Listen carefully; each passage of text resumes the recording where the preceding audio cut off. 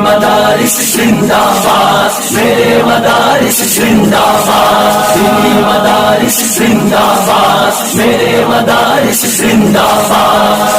दिया है अमन का पैगाम ये दीनी मदारिस ने, दिया है अमन का पैगाम ये दीनी मदारिस ने, दिया है अमन का पैगाम ये दीनी मदारिस ने, दिया है अमन का पैगाम ये दीनी मदारिस ने।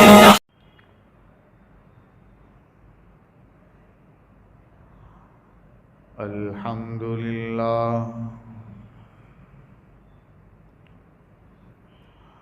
अल्हम्दुलिल्लाहिल्लज़ी हदाना लिहाज़ा वमा कुन्ना लिनहतदिया लौला अन हदानल्लाह।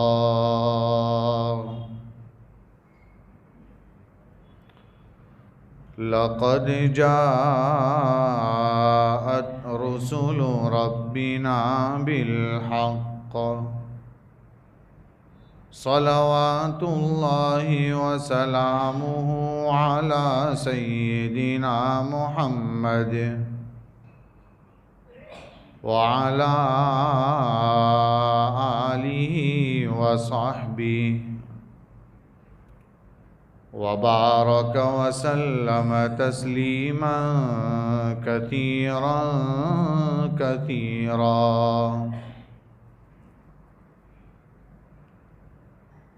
अम्मा बाद अऊज़ु बिल्लाहि मिनश शैतानिर रजीम बिस्मिल्लाहिर रहमानिर रहीम।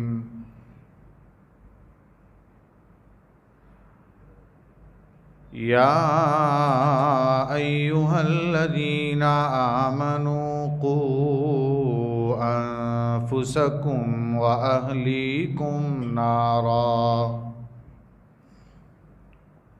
वक़ूदुहन नासु वल हिजारा सदक़ल्लाहुल अज़ीम।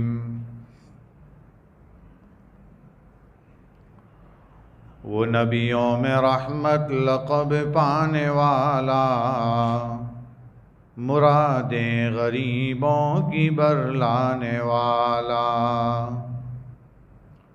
मुसीबत में गैरों के काम आने वाला, वो अपने परायों का गम खाने वाला, ख़ताकार से दरगुज़र करने वाला, बदअंदेश के दिल में गर करने वाला, फ़कीरों का मलजा ज़ईफ़ों का मावा, यतीमों का वाली गरीबों का मौला। रहा डर न बेड़े को मौजे बला का, इधर से उधर फिर गया रुख हवा का।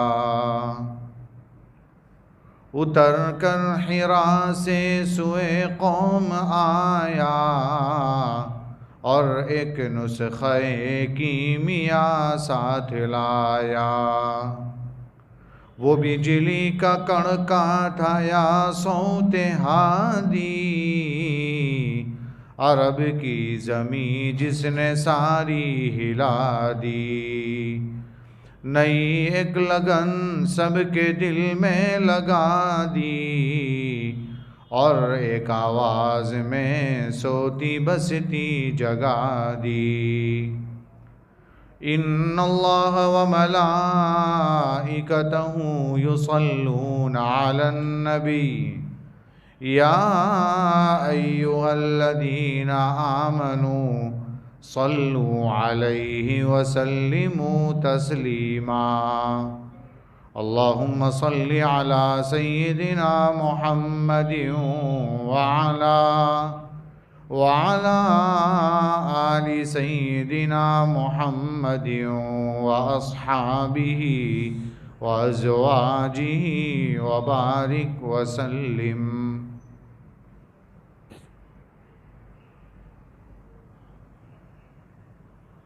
बुज़ुर्गों और भाइयों,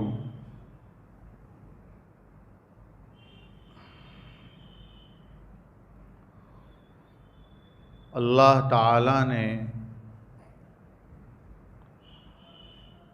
हर मखलूक में दो चीज़ें रखी हैं।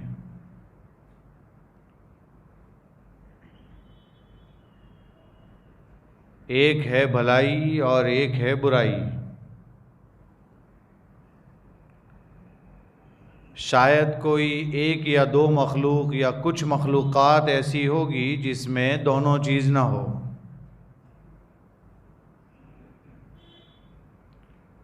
कितनी चीज़ें ऐसी है जिससे किसी को फ़ायदा पहुंचता है और बहुत सारी चीज़ें ऐसी है कि उसी से फ़ायदे के साथ साथ नुकसान भी पहुंचता है। यानी खैर भी है और शर भी है, भलाई भी है और बुराई भी है।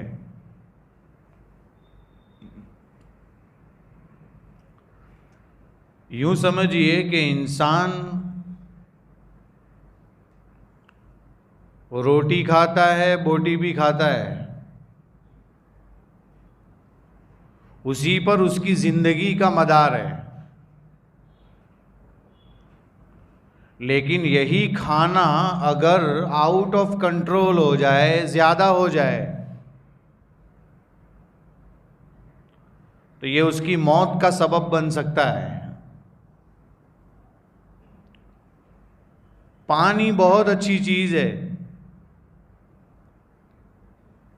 पानी न पिए तो नहीं चलता, बल्कि रोज़े में इंसान को भूख नहीं लगती, प्यास लगती है। लेकिन पानी अगर ज़्यादा हो, फेफड़ों में चला जाए तो मौत का सबब बन सकता है।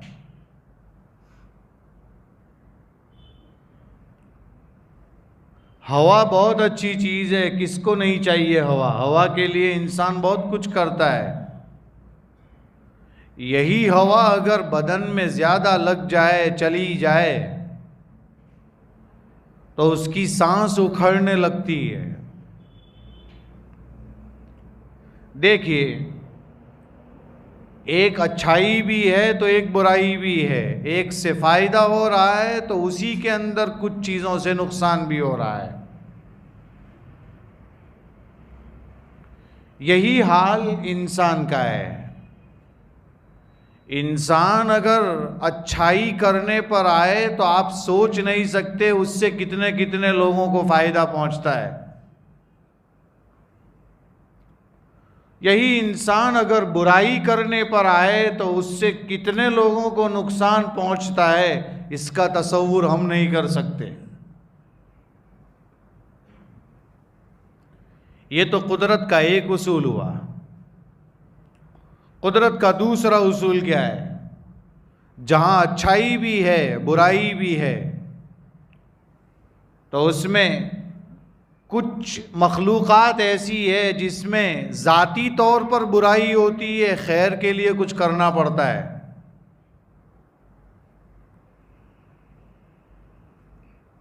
कुछ चीज़ें ऐसी है जिसमें ज़ाती तौर पर अच्छाई होती है, बुराई के लिए कुछ करना पड़ता है।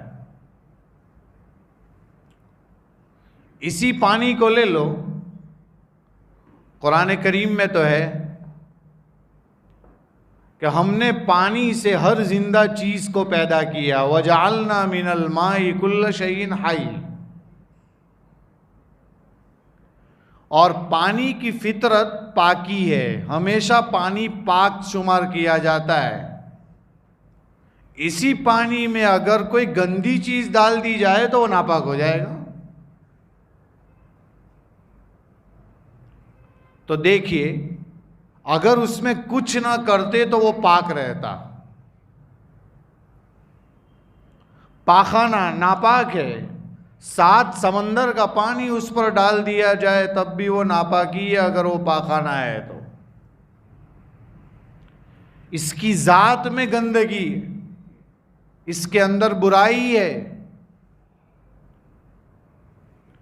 ऐसे ही इंसान है मेरे भाइयों। इंसान के अंदर बुराई के लिए कुछ करना नहीं पड़ता, मेहनत नहीं करनी पड़ती, बुराई खुद ब खुद वजूद में आती है।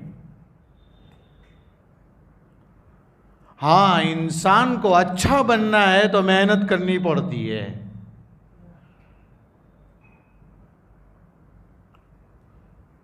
इसको समझिए मिसाल से, 2 एग्जाम्पल दूंगा, आसान हो जाएगा।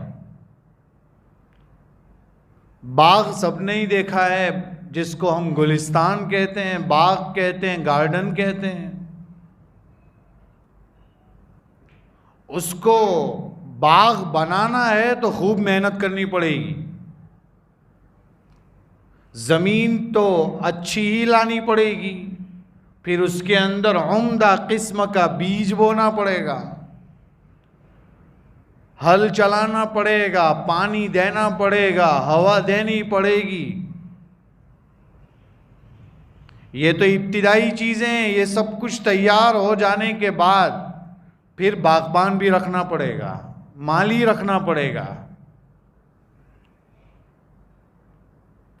ये हुआ बाग को अच्छा बनाने के लिए, उसमें मेहनत लगती है। लेकिन अगर इसको बिगाड़ना हो तो मेहनत की जरूरत है? नहीं है। बस जो पानी आपने दिया था, पानी देना बंद कर दो। स्टाफ उसके साथ जो काम कर रहा था उसे छुट्टी दे दो। चंद दिनों के बाद आकर देख लो, बाग बिगड़ जाएगा, कुछ भी नहीं रहेगा उसमें। एक मकान बनाना हो, बड़ी मेहनत दरकार है। कैसे बनता है मकान? तो वो तो सब जानते हैं कि मकान बनाने के लिए पहले नक्शा तैयार होता है। आर्किटेक्ट के पास जाएंगे, आर्किटेक्ट से इंजीनियर के पास जाएंगे, इंजीनियर आ जाएगा, उसके बाद मटेरियल का मसला आएगा, मटेरियल के बाद फिर धीरे धीरे डिज़ाइनर के पास जाएंगे, डिज़ाइनर के बाद पेंटर के पास जाएंगे। ये सब कुछ मेहनत होती है, तब जाके एक मकान तैयार होता है। मालूम हुआ अच्छी चीज़ वजूद में लाने के लिए मेहनत की ज़रूरत है। लेकिन अगर इसी मकान को बिगाड़ना हो तो क्या करना है? बस रोज़ाना सफाई कर रहे थे, बंद कर दो। इसी मकान में धीरे धीरे खुद ब खुद धूल आ जाएगी, दीवारों पर जम जाएगी। जो प्लास्टर किया हुआ था वो उखड़ना शुरू होगा, और जब प्लास्टर उखड़ेगा धीरे धीरे दीवारें नीचे को आएगी, छत भी आ जाएगी नीचे को, घर तबाह हो जाएगा। इसमें कोई मेहनत नहीं है। बिल्कुल इसी तरीके से मेरे भाइयों, इंसान जब दुनिया में आता है तो उस वक्त वो कुछ भी नहीं होता है। ऐसा नहीं है कि माँ के पेट से कोई मोइनुद्दीन चिश्ती अजमेरी बनकर निकलता है। ऐसा नहीं है कि माँ के पेट से कोई अब्दुल कादिर जीलानी बनकर निकलता है। जब वो आता है तो जाहिल होता है। कुरान ने उसको बयान किया है, वल्लाहु अखरजकुम मिन बुतूनि उम्महातिकुम ला तालमून शैआ। अल्लाह ताला ने तुमको तुम्हारी माँओं के पेटों से निकाला, तुम कुछ भी नहीं जानते थे। देखो, आलिम बनाने के लिए मेहनत करनी पड़ेगी। आया था तब जाहिल था। आपने कभी ऐसा कहीं नहीं सुना होगा कि जाहिल बनाने की कोई यूनिवर्सिटी है, जाहिल बनाने का कोई मदरसा है, जाहिल बनाने की कोई स्कूल है। कोई ज़रूरत नहीं। बच्चे को स्कूल मत भेजो, मदरसे मत भेजो, यूनिवर्सिटी मत भेजो, वो जाहिल है। तो माँ के पेट से आया था, वो जाहिल ही था। अब उसके पीछे तरबियत होती है, मेहनत होती है, मदरसे जाता है, मदरसे जाने के बाद बड़ा होते होते स्कूल जाता है, स्कूल जाने के बाद यूनिवर्सिटियों में जाता है, बड़ी बड़ी चीज़ें हासिल करता है, तब जाके वो एक डिग्री पास करता है। कभी आलिम बनता है, कोई इंजीनियर बनता है, कोई डॉक्टर बनता है। तो मां के पेट से तो ऐसे ही आ गया था। तो मेरे भाइयों, खैर को वजूद में लाने के लिए, भलाई को वजूद में लाने के लिए मेहनत की जरूरत है। इसीलिए जहां हम बड़े हो गए हैं तो यहां छोटे छोटे बच्चे भी नजर आ रहे हैं। जहां हमको अच्छा बनने की जरूरत है, वहां अपनी बच्चों की फिक्र करने की जरूरत है। और फिक्र के बगैर बच्चे अच्छे नहीं हो सकते। तरबियत के बगैर बच्चा अच्छा नहीं बनेगा। आज सबसे बड़ी परेशानी क्या है? बाप जो है उस वक्त घर से निकलता है जिस वक्त बच्चा सोया होता है। रात में जब वापस लौटता है बच्चा सो चुका होता है। न उसे ये पता है कि सुबह से शाम तक क्या हुआ, न ये पता है मेरा बच्चा किसकी सोहबत में बैठा था, कहाँ गया था, किधर गया था, कुछ पता नहीं है। तो बच्चा बिगड़ जाता है।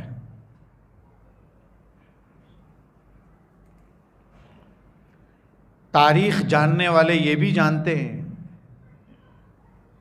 कि सबसे पहले तो खिलाफत राशिदा है, यानी अबू बकर, उमर, उस्मान और अली रज़ी अल्लाह अन्हुम की खिलाफत।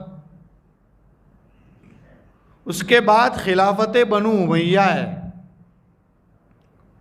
ये 132 हिजरी तक चली है। और 132 में फिर खिलाफत बनु अब्बास है। ये खिलाफत बनु अब्बास शुरू हुई। इसका पहला बादशाह जिसका नाम था सफ़ाह। खिलाफत बनु उमैया छीनी गई और खिलाफत बनु अब्बास शुरू हुई। एक जगह से दूसरी जगह जब हुकूमत कन्वर्ट होती है, ऐसे ही नहीं हो जाती है, बड़ी जाने जाती है, उसमें कई लोग मारे जाते हैं। वो सफ़ाह के बारे में आता है, उसने बहुत जुल्म किए।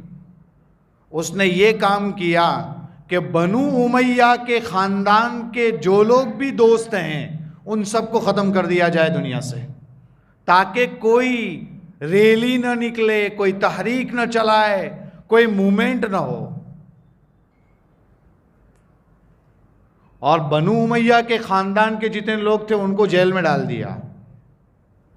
जब सब दोस्त उसके ख़त्म कर दिए गए तब उनको जेल में से छोड़ा बाहर। उनसे सवाल किया गया, आप इतने साल जेल में रहे, क्या कहोगे? तो ये नहीं कहा कि इसका बहुत अफसोस है कि हमारी हुकूमत चली गई, ऐसा नहीं कहा। जवाब सुनिए, उन्होंने कहा इतने साल हम जेल में रहे, उसमें सबसे बड़ा अफसोस हमें यह है कि हम अपने बच्चों की तरबियत नहीं कर पाए। मेरे भाइयों, आज ये निज़ाम हमारे दरमियान से ख़त्म होता जा रहा है। बच्चों की तरफ तवज्जो नहीं, तो आए दिन के वाक़यात हमारे सामने हैं। हम बोलते बहुत आसानी से हैं कि लड़की उधर चली गई, लड़का उधर चला गया, लड़का गैर मुस्लिम लड़की के साथ भाग गया और गैर मुस्लिम लड़का हमारी मुसलमान लड़की को लेकर चला गया। ये आए दिन के वाक़यात है, लेकिन इसके पीछे रीज़न क्या है वो हमें नहीं पता चल रहा है। सबसे बड़ा रीज़न, सबसे बड़ी वजह तरबियत की कमी। सबसे बड़े जिम्मेदार माँ बाप होते हैं। इस्लामी निज़ाम इतना मजबूत है मेरे भाइयों कि अगर बचपन से उस पर अमल करना शुरू करवाया जाए तो आगे चलकर बच्चा बहुत मजबूत बनता है। अल्लामा अनवर शाह कश्मीरी रहमतुल्लाहि अलैह ने लिखा है, वो फरमाते थे कि हर चीज़ की सरकार ने ऐसी दुआ बताई है कि अगर उस दुआ को पढ़ता चला जाए, उस पर यकीन पैदा हो जाए, तो कभी भी वो परेशानी में मुब्तला नहीं होगा। देखिए चंद मिसालें देता हूं। मिसाल के तौर पर फरमाया कि जब इंसान अपनी बीवी से सोहबत करे तो उस वक्त एक दुआ है, बिस्मिल्लाह अल्लाहुम्मा जन्निबना शैतान व जन्निबि शैतान मा रज़क़तना। ए अल्लाह, तू मुझे शैतान से दूर रख और इस सोहबत के नतीजे में जो तू मुझे औलाद देगा उसको भी शैतान से दूर रख। कितनी अच्छी दुआ है। फरमाया अगर उसने ये दुआ नहीं पढ़ी है और बीवी से अपनी ख्वाहिश तो पूरी कर रहा है, बिस्मिल्लाह नहीं पढ़ा है उसने, फरमाया कि सिर्फ वो सोहबत नहीं कर रहा है अपनी बीवी से, हदीस में आता है कि शैतान भी उस सोहबत में शरीक हो जाता है और उसके साथ साथ शैतान भी वती करता है। बैतुल खला में जाते हैं, फरमाया बिस्मिल्लाही अल्लाहुम्मा इन्नी अऊज़ु बिका मिनल खुबुसी वल खबाइस। दुआ है, लिखा हुआ है, पढ़ने की तौफीक नहीं होती। अगर बिस्मिल्लाह पढ़े बगैर अंदर चला गया तो नापाक जगहों पर तो शैतान का होना तय है। अगर सतर खोलेंगे तो बिस्मिल्लाह नहीं पढ़ी होगी तो शैतान उसके सतर के साथ खेलेगा, यह हदीस में है। लेकिन बिस्मिल्लाह ही और ये दुआ पढ़कर गया है, फरमाया कि शैतान की नज़रों से उसका सतर ओझल हो जाता है, उसको नज़र ही नहीं आता। कितनी बड़ी बात है।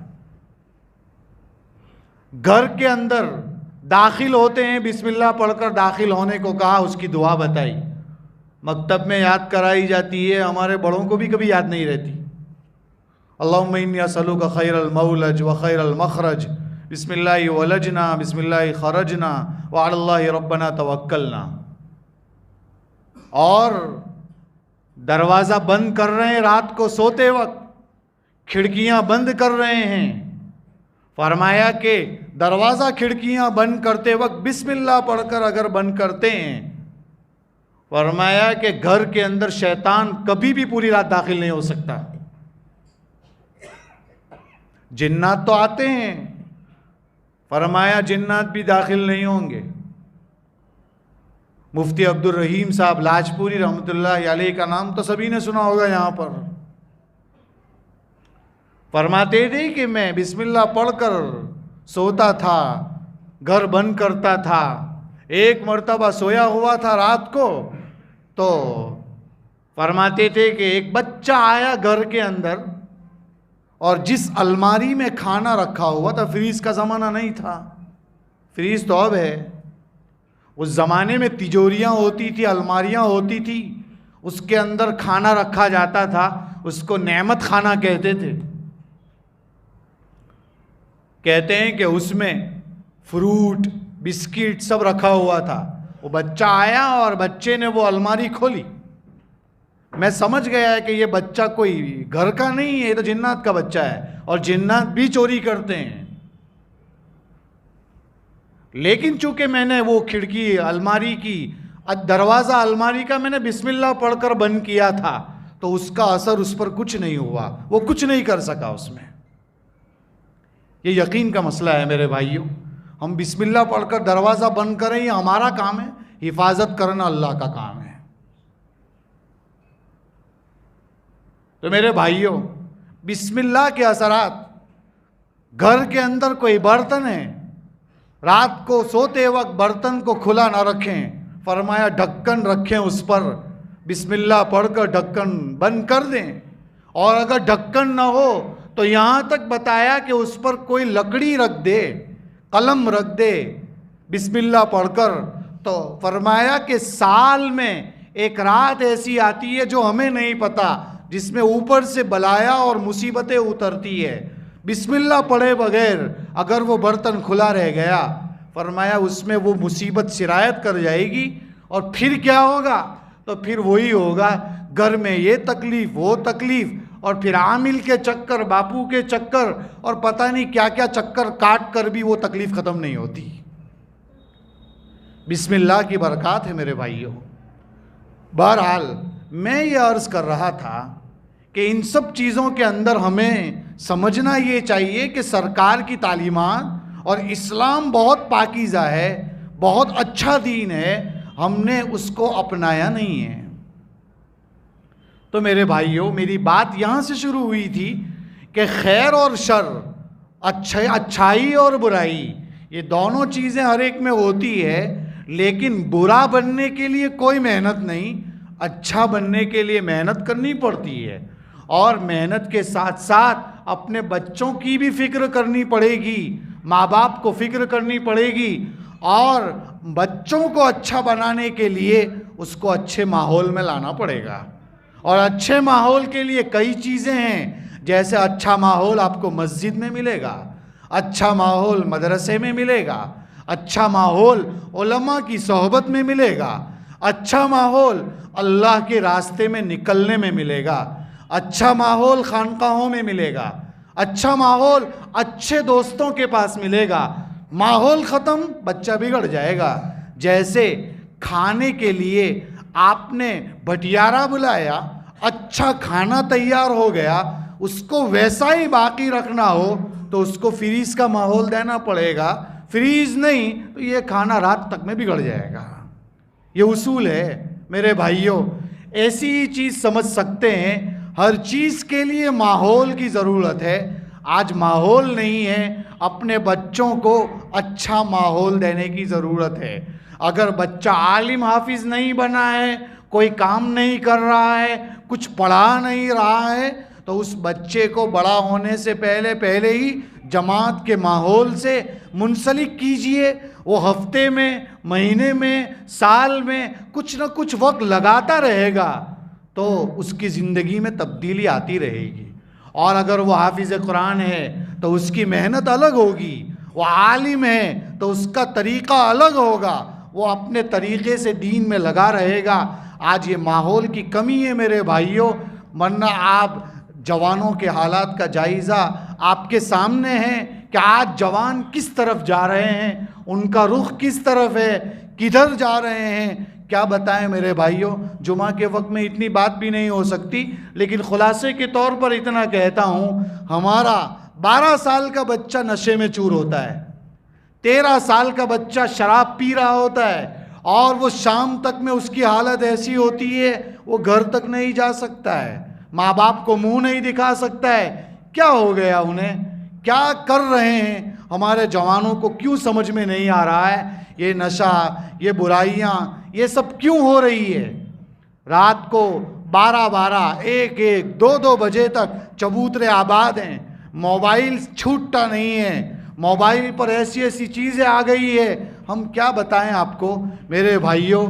जवान जितने हैं ये इस उम्मत का कीमती सरमाया है। अगर जवान बिगड़ गए तो नस्लें बिगड़ गई। इसलिए जवानों को अब सुधरने की ज़रूरत है, अपनी इस्लाह करने की ज़रूरत है, अच्छे माहौल में आने की ज़रूरत है।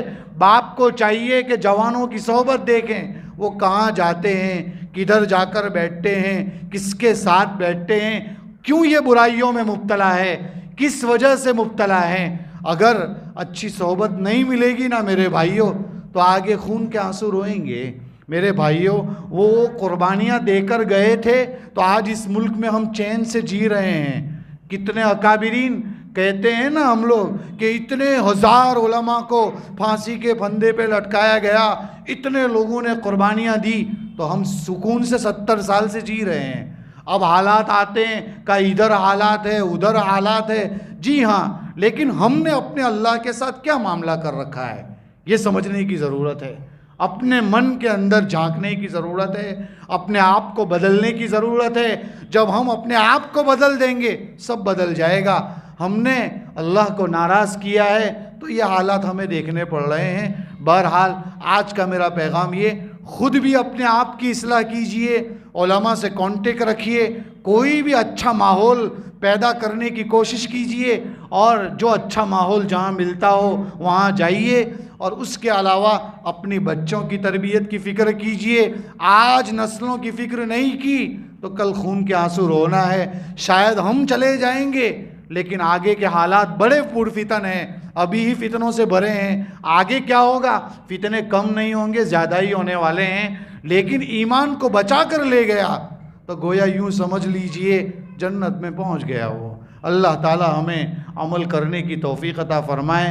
कुरान की आयत पढ़ी थी, ईमान वालों अपने आप को भी बचाओ, अपने घर वालों को भी बचाओ आग से, इसलिए कि यह आग बड़ी डेंजर है, इससे बचना ज़रूरी है। ख़ुद की भी इस्लाह कीजिए, घर से शुरू होकर मोहल्ले तक, और मोहल्ले से शुरू होकर गांव तक, गांव से शुरू होकर शहर तक, और शहर से शुरू होकर फिर आप पूरी दुनिया तक पहुंच सकते हैं। लेकिन इब्तिदा पहले अपने आप से होगी। अपने आप को बदलिए, सब बदल जाएगा। अल्लाह ताला अमल करने की तौफीक अता फरमाए। आमीन। व आखिर दावाना अनिल हम्दुलिल्लाहि रब्बिल आलमीन।